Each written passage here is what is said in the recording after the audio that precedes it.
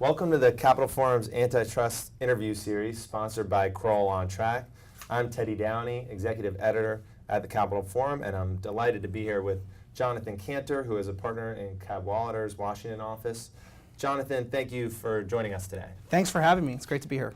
And I'd like to start our conversation here by talking about monopolization. It seems to be very much in the news, in congressional attention. Why is that? And maybe you could give us a little bit of a history of enforcement or lack of enforcement recently on monopolization. Sure. I mean, to really think about monopolization, you have to go back to the foundation and the founding of the antitrust laws. They were designed to deal with monopolies. They were designed to deal with railroads, oil companies that were a clog on competition, that were depriving consumers of lower prices and depriving the economy of the fuel that it needed to grow. Here we are now in 2016, and antitrust has really become about merger enforcement and criminal enforcement. But what you don't hear of are the agencies bringing monopolization cases. And one of the reasons why there's been so much attention in the news is because the lack of enforcement, particularly on Section 2 of the Sherman Act, has caught the attention because we have more concentration than ever and less Section 2 enforcement than ever.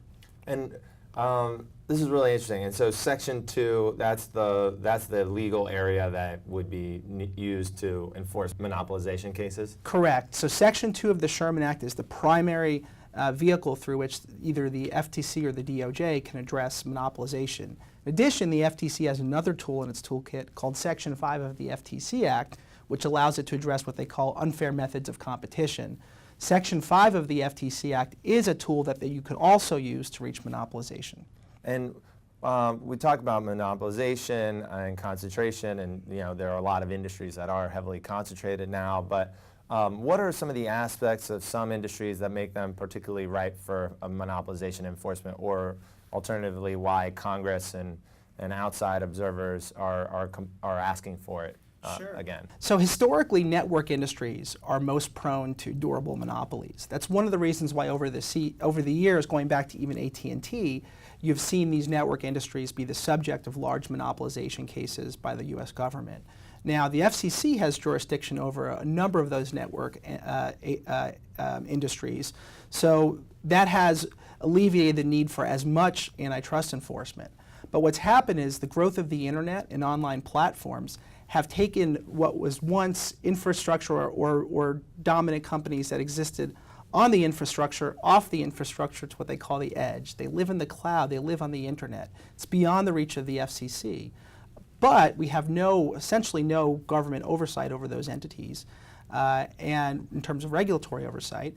And you have very little antitrust enforcement with respect to dominant companies that exercise their market power in platform markets. So companies like Google, Amazon, and Apple all have these durable positions, but there's almost no antitrust enforcement with respect to those companies.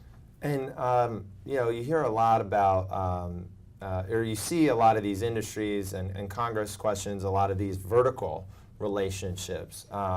Whether it's Google, whether it's the healthcare industry, you hear a lot about vertical ties and vertical influence, but you really almost never see any enforcement on vertical issues. Why is that, and how is that going to change if there is an enhanced interest in monopolization enforcement? I mean, my view is we're reaching an inflection point. I think what folks have realized is these markets are more complicated than ever. They're often multi-sided markets, meaning they're serving many different companies and constituents. So it's not just consumer facing, and it's not about just a supply chain. It's about publishers, it's about sellers, it's about affiliates.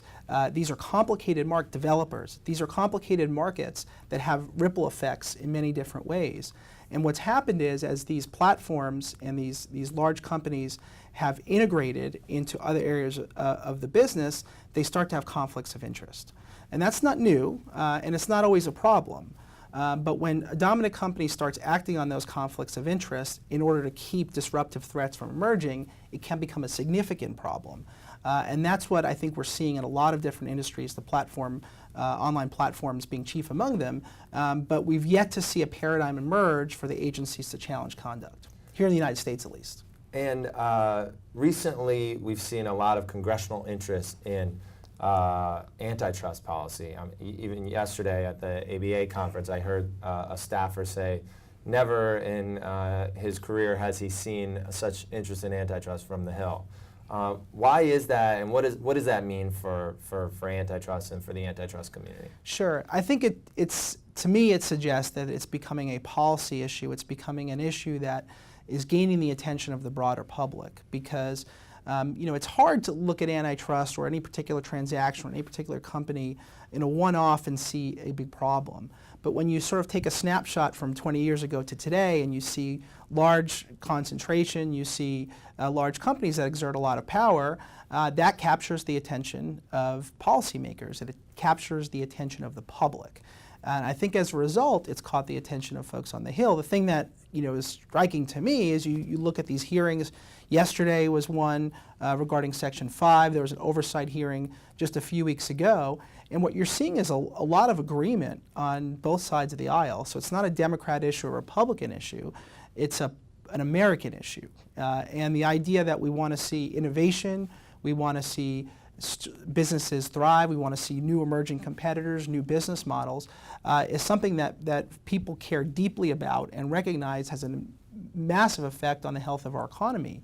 And when too much of wealth is being captured in the middle, and not enough of that is being shared, and it's being used to deprive new business models from emerging, it's a serious problem, and I think that's what's caught the attention of Congress and others. It's interesting. So it's potentially a big part of this income inequality debate, potentially. There's certainly an element of that, and I think that's a macro issue where you see so many industries reaching such high levels of concentration. It certainly feeds that. Now, that's not to say that every merger is bad or every company with a large market share is engaging in anti-competitive conduct.